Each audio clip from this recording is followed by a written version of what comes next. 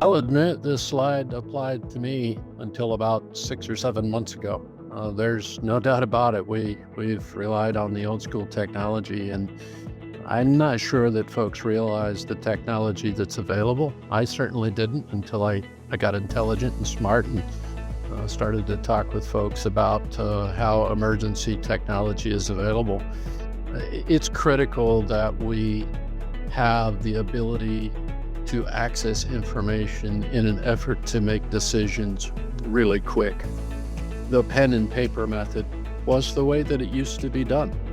And in some cases, I'm sure it's still the way that it's done, and maybe hadn't considered how technology can assist in rapidly getting the information to, say, a scene commander, or incident commander, or even the fire department for that matter. But speed is critical in an emergency in order to save lives, in order to save the public and your facility.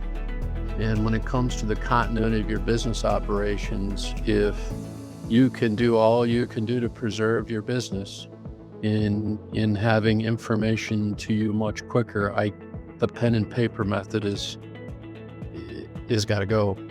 And that's the decision that we made in an effort to improve our risk profile and preserve our business and our employees' ability to make paychecks.